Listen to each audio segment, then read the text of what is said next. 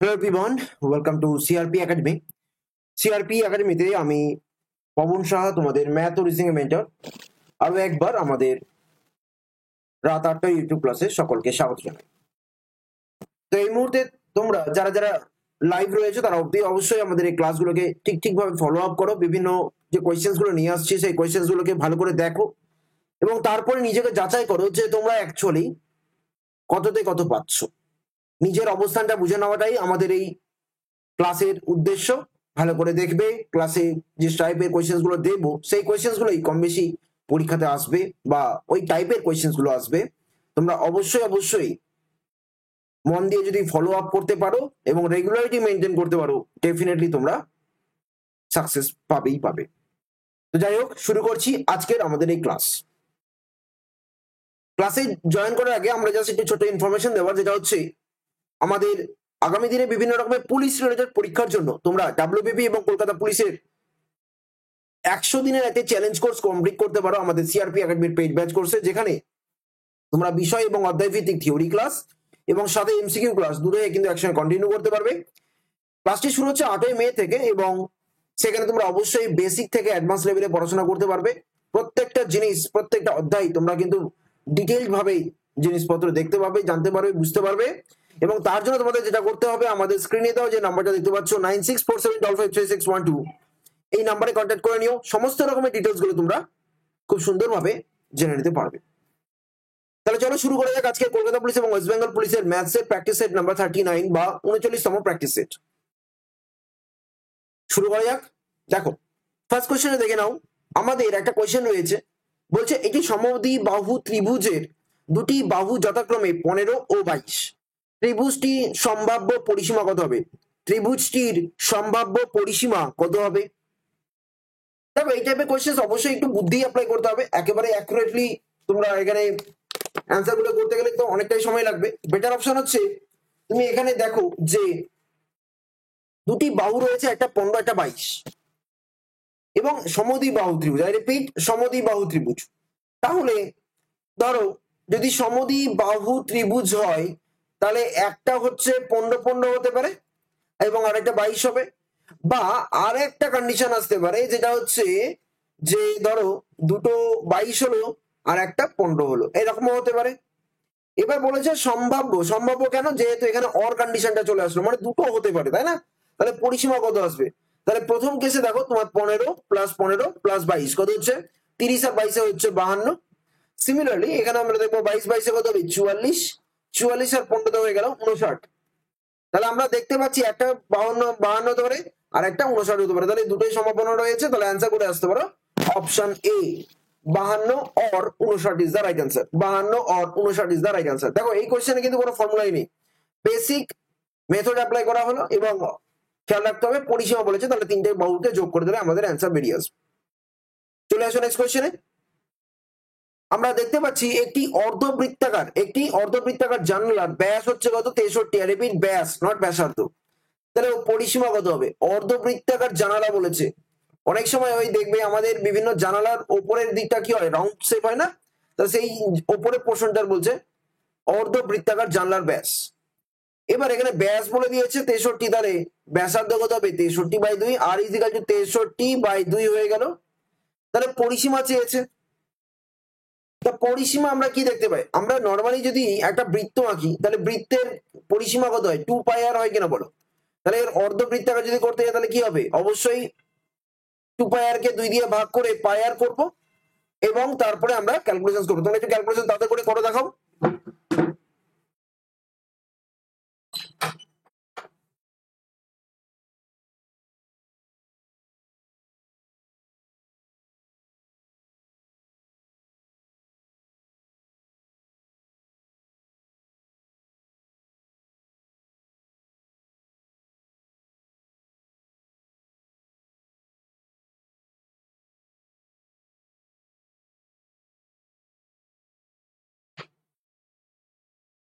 তাহলে দেখো কত কি হচ্ছে। এখানে আমরা অবশ্যই উপরের পোর্শনটা তো পায়ার হিসেবে নিয়ে নিচ্ছি, ভালো করে বোঝো। এখানে উপরের পোর্শনটা কি হলো? পায়ার নিলাম।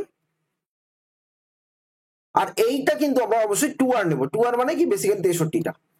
তাহলে আমাদের অ্যাকচুয়ালি পরিসীমা হবে পাই আর প্লাস 63, 2 লিখে দিলাম আলাদাভাবে, ঠিক আছে। তাহলে এখানে পাই আর কত হবে 22/7 ইন্টু আর মানে হচ্ছে 63 আর প্লাস 63। ক্যালকুলেশন করো, অ্যান্সার করে চলে আসো। ক্যালকুলেশন করো, অ্যান্সার করে চলে 7 দিয়ে কেটে দাও 9 আর 2 দিয়ে কেটে দাও 11। তাহলে 99 প্লাস 63 হয়ে গেল কত 162 সেন্টিমিটার।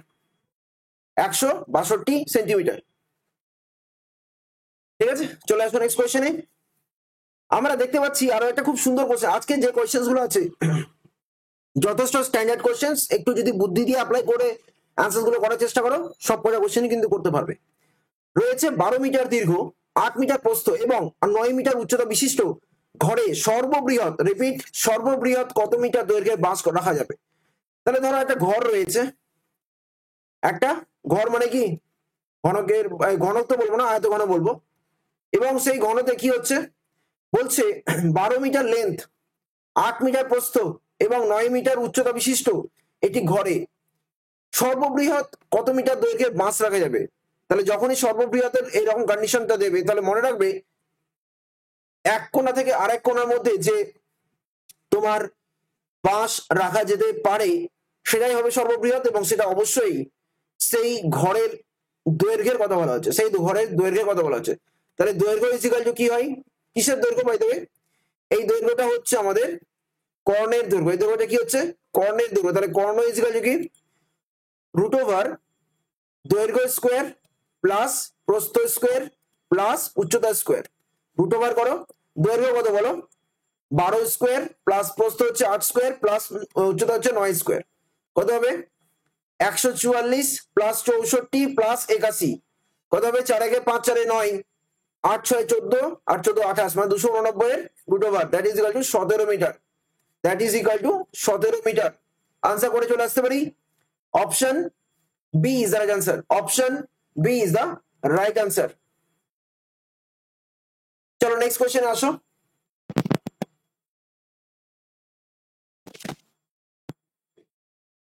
নেক্সট কোশ্চেনে আসো, বলো।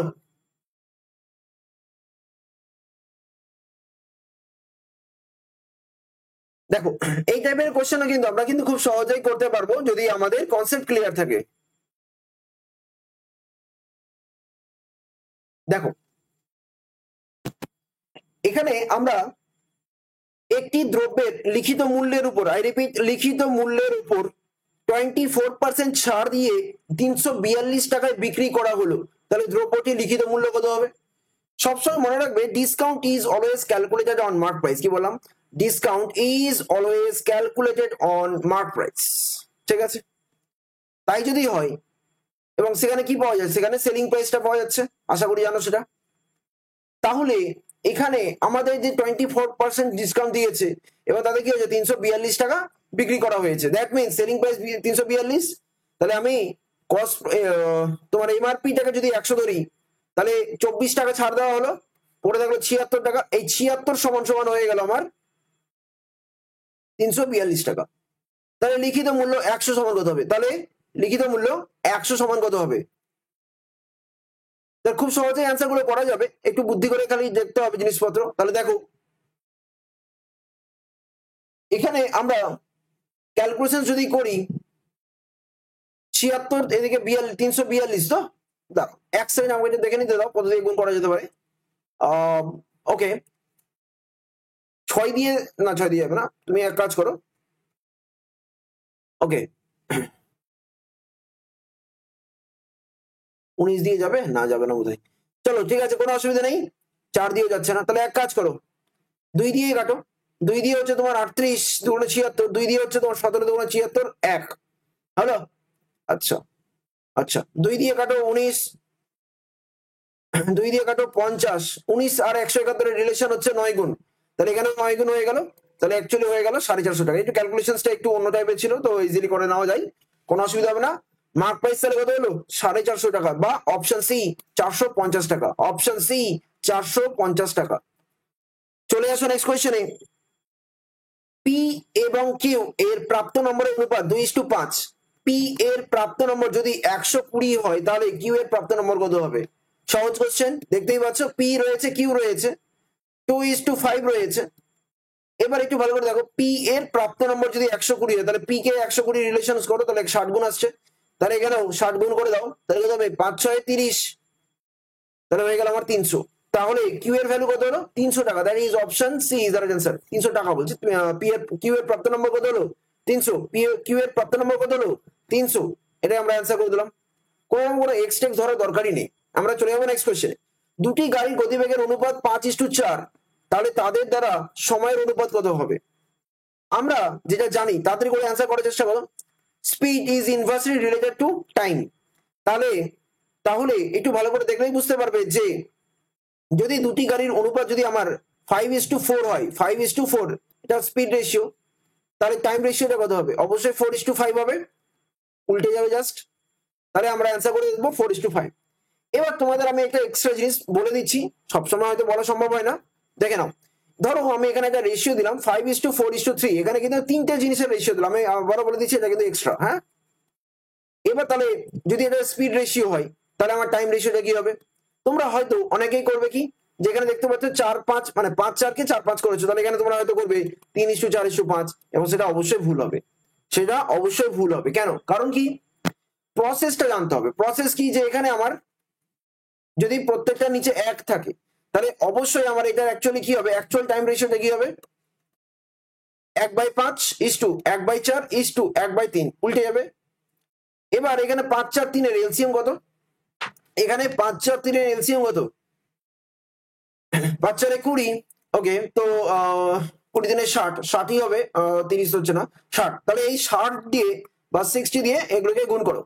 60 দিয়ে এগুলোকে যদি গুণ করো, তাহলে কিন্তু এই রেশিও গুলো পেয়ে যাবে। এবং সেখানে দেখো কত হচ্ছে, এখানে 12, এখানে 15, আর এখানে হচ্ছে তোমার 20। তাহলে 12:15:20, 12:15:20, এই হলো অ্যাকচুয়ালি আমাদের টাইম রেশিওটা। এবার এখানেও আরেকটা শর্টকাট আছে।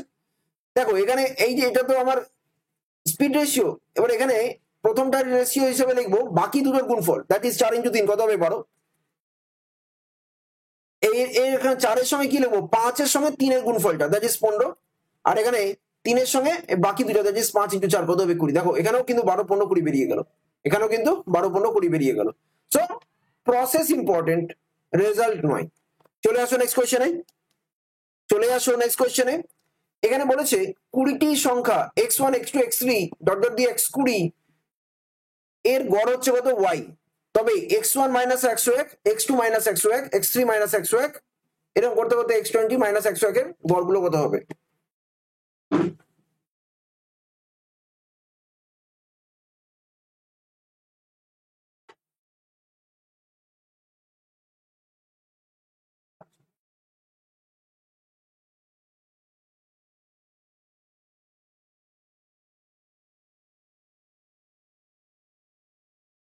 দেখো এখানে আমরা 20টি সংখ্যা তো দেখতেই পাচ্ছি, তাহলে এখানে এদের গড় কত বলেছে? y। এদের গড় কত বলেছে? y। শর্টকাটেই ভাবনা চিন্তা করতে হবে। আমি আগে একটা এক্সাম্পল দেখাচ্ছি। ধরো লেটস সে 1 2 3 এর গড় কত হবে? নর্মাল সেন্সে 1 + 2 + 3 3 দিয়ে 5 জায়গায় 6, 6 কে 3 দিয়ে ভাগ করে দাও, 2 আসবে আমার গড়। ভাই মাঝখানে সংখ্যাটাও গড় আসতে পারে। কিন্তু এখানে যদি আমি প্রত্যেকটা সংখ্যা যদি সাপোজ লেটস সে 2 যোগ করে দিই, তাহলে 1 + 2, 2 + 2 আর 3 + 2 হলো। তাহলে কত হলো? 3 4 5। তাহলে এদের গড় কত হবে? এগুলোকে যোগ করে দাও, 3 দিয়ে ভাগ করে দাও, 3 4 7 5 12 বাই 3, দ্যাট ইজ ভ্যালু 4। এই 4টা সেই মাঝখানের সংখ্যাটাই হলো। কিন্তু এই 4টা কিন্তু আরেকটা জিনিস খেয়াল করে দেখো, আগের যেটা গড় ছিল সেই গড়ের সঙ্গে জাস্ট 2 অ্যাড করা হয়েছে, সেই গড়ের সঙ্গে 2 অ্যাড করা হয়েছে। এবং দেখো এই 2টা দেখো এখানে 2 অ্যাড করা হয়েছে, মানে যেগুলো আমার প্রত্যেকটা ইন্ডিভিজুয়াল নাম্বারের সঙ্গে অ্যাড করা হচ্ছে বা বিয়োগ করা হচ্ছে, সেখানে আমি গড়ের সঙ্গে সেম প্রসেস অ্যাপ্লাই করতে পারি। কিরকম? যেমন ধরো এখানে আমার কি রয়েছে, এগুলো গড় কত আছে? y। কিন্তু সংখ্যাগুলো দেখো x1 রয়েছে প্রথমটা, এখানে দেখো x1 মাইনাস 100, পরেরটা দেখো x2 রয়েছে, এখানে দেখো x2 মাইনাস 100, পরেরটা দেখো x3 রয়েছে, এখানে x3 মাইনাস 100, এখানে দেখো x20 রয়েছে, এখানে দেখো x20 মাইনাস 101 রয়েছে। মানে প্রত্যেকটা সংখ্যা থেকে 101 মাইনাস করেছে। তাহলে আমাদের নিউ অ্যাভারেজ যেটা হবে, আমাদের যেটা নিউ অ্যাভারেজ সেটা কত হবে? সে আগের যেটা গড় ছিল তার থেকে 101 বাদ, গ্যাস গল্প শেষ। তাহলে কনসেপ্টের উপরে ফোকাস করতে হবে, তাহলেই দেখবে খুব সুন্দরভাবে আমরা অ্যান্সার গুলো করে নিতে পারবো। চলে আসবো নেক্সট কোশ্চেনে। আমরা দেখতে পাচ্ছি 27টি সংখ্যার গড় কত? 60। একটি সংখ্যা 28 এবং 28 স্থলে 82 লেখা হলে তাহলে গড় কত হবে? তাহলে নতুন যে গড়টা সেটা কত হবে? 27টি সংখ্যা, এখানে আমরা টোটাল হিসাবেও বের করতে পারি বা আমরা এটা অবশ্যই শর্টকাট অ্যাপ্লাই করতে পারি। এবং সেখানে দেখো আমার অ্যাকচুয়ালি এই দুটি সংখ্যার মধ্যে পার্থক্যটা কত? অ্যাকচুয়ালি দেখো 82 মাইনাস 28 সেটা কত হবে? 28 দিনে 84 হয়, তাহলে 84 56, 56 থেকে আরো 2 কমে যাবে, তাহলে হয়ে গেল 54। 28 করে নামটা পড়ে তোমাদের করলাম, আদারওয়াইজ নর্মালি ক্যালকুলেশন করবে। তা 54 হলো। তাহলে এই 54 কি দেখো একটি সংখ্যা 28 স্থলে 82 লেখা হয়, তাহলে 54 আমার কি হয়েছে? অলরেডি বেশি নেওয়া হয়ে গেছে, তাহলে আমার নতুন যে গড়টা হবে সেটা কম হবে। এবং সেটা কত হবে? আগেকার যে গড় ছিল তার সঙ্গে এখানে প্লাস কি করব? প্লাস হচ্ছে আমার 54 যেটা ছিল 54, এটা 27টার জন্য, তাহলে এখানে আমার আলটিমেটলি আনসার কত হবে? 60 প্লাস, আচ্ছা দাঁড়াও এখানে একটু ভুল হচ্ছে মনে হচ্ছে। এটা অ্যাকচুয়ালি তোমার না, এখানে আমার কি হয়েছে 28 স্থলে 82 লেখা হয়েছে, তাহলে আমার 54 কি হয়েছে? বেশি নেওয়া হয়ে গেছে, তাহলে আমার যে নতুন অ্যাভারেজটা হবে অবশ্যই মাইনাসে আসবে। নতুন যে অ্যাভারেজটা হবে সেটা কিন্তু মাইনাসেই হবে, ঠিক? অলরেডি আমার বেশি নেওয়া হয়ে গেছে, তাহলে আমার নতুন অ্যাভারেজটা তো অবশ্যই কম হবে। তাহলে 60 মাইনাস 54/27, 27টা সংখ্যার জন্য, তাহলে 60 minus 2 that is equal two 58। এখানে আমি 62 করছিলাম, এটা অবশ্যই ভুল হচ্ছিল। আনসার হবে 58, that is option B is the right answer. Next question আসো।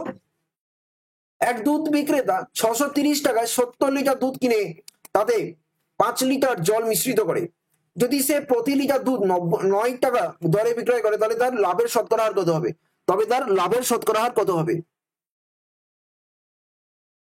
দেখো 70 লিটার দুধ আছে, তার মধ্যে 5 লিটার জল মিশিয়ে দিয়েছে, তাহলে এখন আমার অ্যাকচুয়ালি দুধ কত লিটার হলো? 75 লিটার মিশ্রণটাই অ্যাকচুয়ালি। এবার এই 75 লিটার কিন্তু 630 টাকায় কেনা হয়েছিল, ঠিক? আর এগুলো যদি 9 টাকা করে বিক্রয় করা হয় তাহলে আমার অ্যাকচুয়ালি কস্ট প্রাইসটা কত হলো? 630 টাকা। আর কস্ট প্রাইসটা সেলিং প্রাইসটা কত? সেলিং প্রাইসটা হচ্ছে ওই 75 টাকা করে, সরি 75 টাকা, 75 লিটার রয়েছে, তাকে 9 টাকা করে বিক্রয় করছি, তো সেটা কত হবে? 675 টাকা। কারণ 750 টাকা থেকে 75 বাদ দিলে 675 আসে। এবার 750 কোথায় পেলাম ভাই? একটু বলে দিই। 75 ইন্টু 9, এই 9টাকে আমি কি করলাম? 10 মাইনাস 1 করলাম, তাহলে এখানে কত হলো? 750 হলো না? আর এখানে কত হলো? 75 আর মাইনাস 1 করলাম, কত হবে? মাইনাস 75 হলো। এইটাকে মাইনাস করলে 675ই হয়। এই ক্যালকুলেশন গুলো অবশ্যই নিজের মতন করে নিজে মনে মনে করে নিতে হবে। এবার তাহলে লাভ কত হলো? 630 টাকায় কিনেছিল, 675 টাকা বিক্রয় করলো, তাহলে অ্যাকচুয়ালি লাভ হলো তোমার কত? 75 minus 30, that is equal two 45 টাকা লাভ হলো। 45 টাকা কত টাকার উপরে লাভ হলো? 630 টাকার উপরে। 100% ফেলে দাও, আলটিমেট আনসার করে চলে আসতে পারো। সেটা কত হবে? দেখো 5 দিয়ে 9, 5 দিয়ে এটা কাটো, তার আগে একটা হ্যাঁ কেটে দাও, কোনো অসুবিধা নেই। 5 দিয়ে 5 বারং 60, 3 আর 0 5 6 30 হলো, তার 900/126। বা আরেকটা কাটতে পারো, লেটস সে 6 2 8 আর কেন 3 দিয়ে কাটো, 3 4 12, 3 2 6, 3 দিয়ে 3, 3 দিয়ে 3 14 42, 100/14। আচ্ছা 50/7 হবে, 2 দিয়ে কেটে দাও, 50/7। সো 50/7 মানে হচ্ছে 7 পূর্ণ 1 এর 7, তাই না? 7 পূর্ণ 1 এর 7, that is option D is right answer. Calculation নিজের মতন করেই করো, অ্যান্সার কি হবে? অপশন ডি, 7 পূর্ণ 1 এর 7 পার্সেন্টেজ, 7 পূর্ণ 1 এর 7 পার্সেন্টেজ। নেক্সট কোয়েশ্চেনে আসো।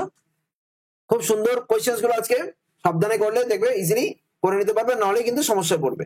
তিনটি সংখ্যার সমষ্টি বলেছে 136, প্রথম ও দ্বিতীয় সংখ্যার অনুপাত দিয়ে দিয়েছে, দ্বিতীয় তৃতীয় সংখ্যার অনুপাত দিয়ে দিয়েছে, তবে দ্বিতীয় সংখ্যাটি কত হবে? এখানে দেখো টোটাল 3টে সংখ্যা, নাম্বার 1, নাম্বার 2, নাম্বার 3। এবার ভালো করে দেখো যে এখানে প্রথম এবং দ্বিতীয় অনুপাত কত হচ্ছে? 2 3। আর দ্বিতীয় এবং তৃতীয় অনুপাত হচ্ছে 5 3। হলো। এইবার মজার ব্যাপারটা হচ্ছে এখানে দেখো, এখানে যে ব্ল্যাঙ্ক রয়েছে, তাহলে ব্ল্যাঙ্কের জায়গায় পাশের সংখ্যাটা বসবে, আর এখানে ব্ল্যাঙ্কের জায়গায় পাশের সংখ্যাটা বসবে, নিয়ে গুণ করে দিতে হবে। তাহলে কত হবে? 2 5 10, 3 5 15, আবার 3 3 9, তাহলে 10:15:9, 10:15:9। মজার ব্যাপারটা হচ্ছে এখানে আবার টোটালটা কত হবে? টোটালটা হচ্ছে এখানে তো আর কাটাতে যাচ্ছে না, তাই না? 10 15 25 আর 9 34, তাহলে টোটাল ইউনিট কত হবে? 34 ইউনিট। চলো এখানে আমি একটু পাশে লিখে দিচ্ছি 34। তাহলে এই 34 সমান হয়ে গেল তিনটি সংখ্যার সমষ্টি যদি 136 হয়, তাহলে এটাই হয়ে গেল 136। এবার এখানে বলেছে যে দ্বিতীয় সংখ্যাটি কত হবে? তাহলে দ্বিতীয় সংখ্যা মানে কত হচ্ছে? 15 আছে। 15 সমান কত হবে? দেখতেই পাচ্ছ এখানে যে 34 এর 4 গুণ করলে 136 হয়, তাহলে এখানে 4 গুণ করে আলটিমেট আনসার বলবো 60, আলটিমেট আনসার বলবো 60। Option B is the right answer, option B is the right answer. Next কোয়েশ্চেনে আসো। বলছে বাবার বয়স, বলছে বাবার বয়স মেয়ের বয়সে 4 গুণ। তাহলে এখানে ফাদার ধরো আর এখানে ডটার ধরো, ডটারকে 1 ধরো, তাহলে বাবার বয়স কত হবে 4, দ্যাট ইজ 4:1। যদি 5 বছর পরে, আই রিপিট, যদি 5 বছর পরে তার বয়স মানে বাবার বয়স মেয়ের বয়সে 3 গুণ হয়, তাহলে এখানে আরেকটা রেশিও বেরোচ্ছে, মেয়েকে 1 ধরে বাবাকে 3 ধরো, 3:1। কিন্তু খেয়াল রাখতে হবে এটা কিন্তু 5 বছর পরে, এটা কিন্তু 5 বছর পরে, আর এটা হচ্ছে প্রেজেন্ট বয়স, এটা হচ্ছে প্রেজেন্ট বয়স। এবার বলছে তবে আরো 5 বছর পরে, আরো 5 বছর পরে তিনি তার মেয়ের বয়সের কত গুণ হবেন। এটা অ্যাকচুয়ালি সত্যি কথা বলতে যতদূর মনে পড়ে এটা একটা প্রিভিয়াস ইয়ারের কোশ্চেন, সাবধানে করবে নাহলে কিন্তু ভুল হবে, অনেকেই কিন্তু ভুল করেছিল। তা এখানে একটু ভালো করে দেখে নাও যে এখানে আমাদের দুজনেরই তো বয়স বাড়বে, তাই না? 5 বছর পরে মানে কি দুজনেরই বয়স তো বাড়া উচিত। তাহলে এখানে এই ডিফারেন্সটা নাও, সেটা কত হবে 3, আর এই ডিফারেন্স নাও, সেটা কত হবে 2। এই 3 দিয়ে কোনাকুনি গুণ করে একে, তাহলে 3 দিয়ে গুণ করলে, আর এখানে 2 দিয়ে ওই কোনাকুনিকে গুণ করলে হলো। তাহলে তাই যদি হয় 4 দুগুণে 8, আর এখানে 2, আর এখানে কত হবে 3 3 9, আর এখানে 3 হলো। না আমি একটু ভুল করছি, 2 দিয়ে গুণ করতে হবে, তো সরি 2 দিয়ে গুণ করতে হবে, তাহলে এখানে অবশ্যই গুণগুলো একটু ভুল হচ্ছে। এখানে 4 দুগুণে 8, আর এখানে 2 1 2, ঠিকই আছে, এই গুণটা খালি ভুল করেছিলাম। যাই হোক, তাহলে 3 3 কত হবে 9, আর এখানে 3 1 3, 9:3। 3 দিয়ে গুণ করা। এবার একটু ভালো করে দেখো যে এখানে আমাদের কিন্তু অ্যাকচুয়ালি ভালো করে খেয়াল করে দেখো, এখানে কিন্তু আমাদের দুজনেরই বয়স কিন্তু বেড়ে গেছে, এবং সেটা অবশ্যই ইউনিট ওয়াইজ সেম ইউনিট বেড়েছে। 8 থেকে 9 1 ইউনিট বেড়েছে, 2 থেকে 3 1 ইউনিট বেড়েছে। এই 1 ইউনিট কেন বেড়েছে? কারণ ওই যে মাঝখানে প্রেজেন্ট টাইম থেকে 5 বছর মুভ করেছে, তাহলে 1 ইউনিট মানে কত হলো 5 বছর। এবার বলছে আরো 5 বছর পর, তাহলে আপাতত আগে প্রেজেন্ট বয়সটা বের করে নাও, সেটা কত হবে। এখানে কিন্তু 4:1 ধরবো না, এখানে অবশ্যই 8 আর 2টা ধরবো, ঠিক আছে। তাহলে 8 ইউনিট কত হবে, 8 ইউনিট হচ্ছে 40, আর 2 ইউনিট কত হবে অবশ্যই 2 5 10। হ্যালো, বাবার বয়স 40, মেয়ের বয়স 10।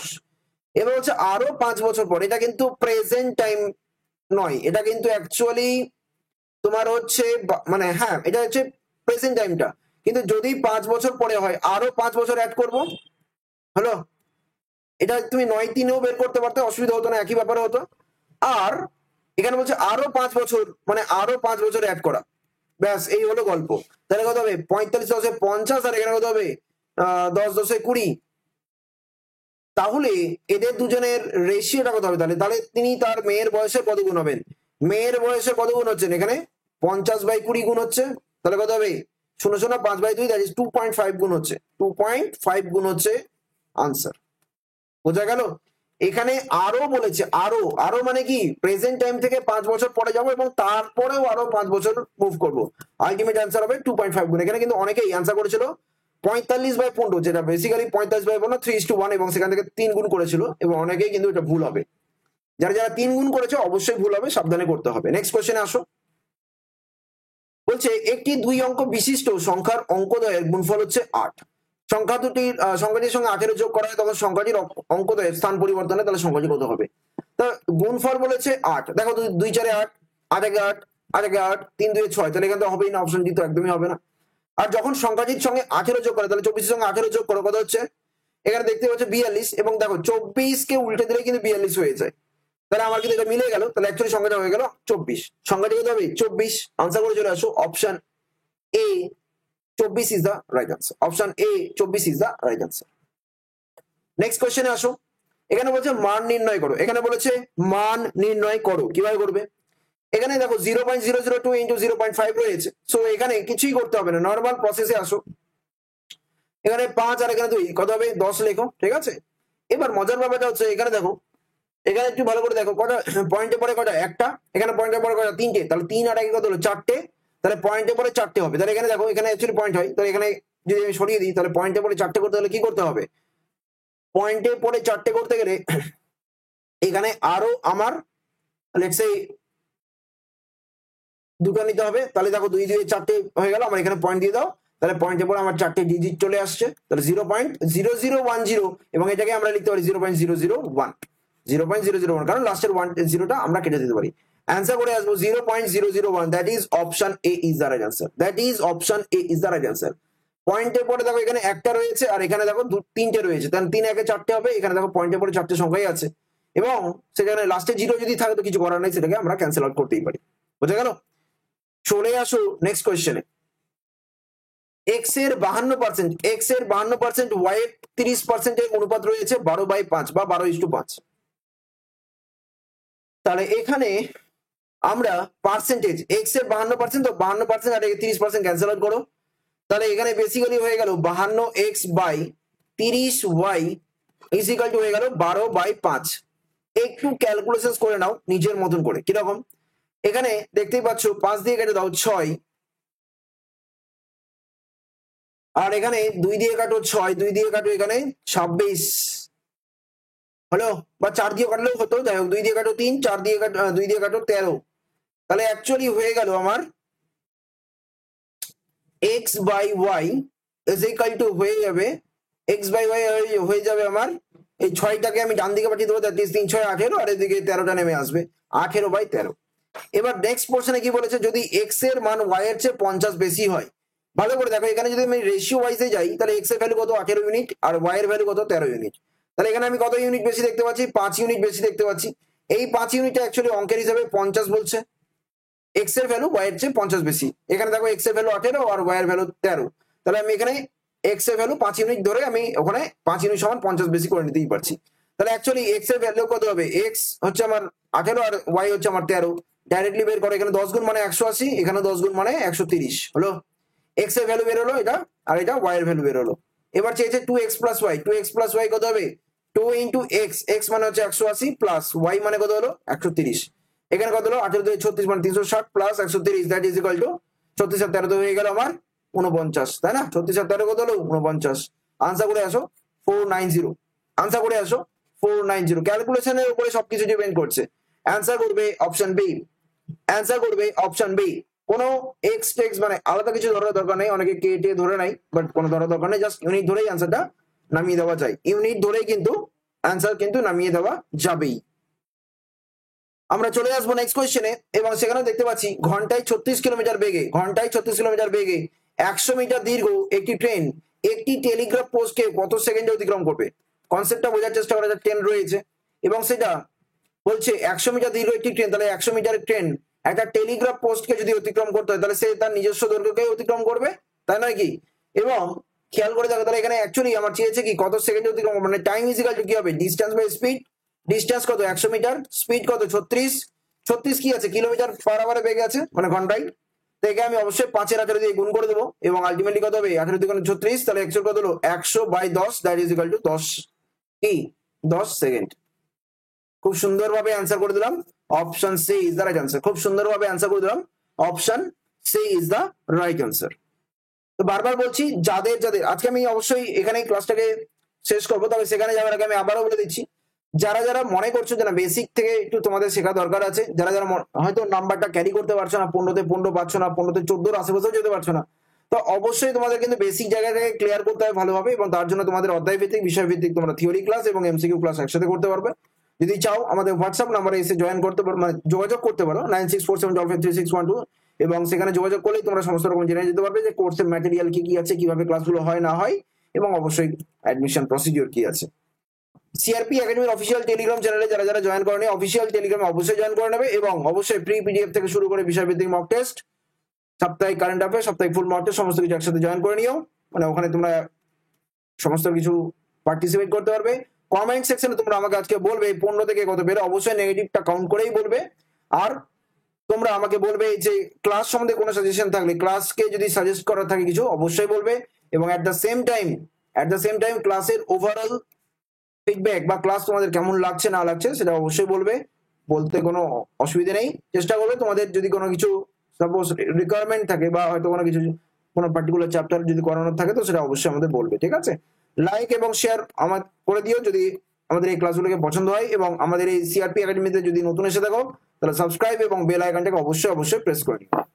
আমি পবন সাহা, তোমাদের ম্যাথ ও রিজনিং মেন্টর। প্রত্যেকদিন সোম থেকে শনি দুপুর 3টের সময় রিজনিং এর ক্লাস এবং রাত 8টার সময় ম্যাথসের ক্লাস, ডেইলি বেসিসে আমরা কিন্তু ক্লাসগুলোকে করিয়ে যাচ্ছি। রেগুলারলি জয়েন করো, এবং সকাল 7টার সময় একটা জিকে ক্লাসও হয়, সেটাও কিন্তু অবশ্যই ফলো আপ করে নিও, ঠিক আছে? আমি আশা রাখবো আজকের এই ক্লাসটা তোমরা খুব সুন্দরভাবে জিনিসপত্র জানতে পারলে, বুঝতে পারলে, এবং অবশ্যই সবশেষে মজাটাও পেলে। এই মজাটাই আসল, শেখাটা তো কোনো ব্যাপারই না, তাই না? তো যাই হোক, দেখা হচ্ছে আগামীকাল বেলা 3টার সময় রিজনিং ক্লাসে টোটাল 30টা কোশ্চেন নিয়ে, এবং রাত 8টায় ম্যাথসের কোশ্চেন টোটাল 30টা কোশ্চেন নিয়ে। আজকে একটু অসুবিধার কারণে আমি একটু 30টা কোশ্চেনই প্রোভাইড করলাম, 15টা কোশ্চেনই প্রোভাইড করলাম, বাট ডোন্ট ওয়ারি, আমরা আগামীকাল থেকে আবার সেই 30টা কোশ্চেনে থাকবো। ঠিক আছে, all the best, thank you so much.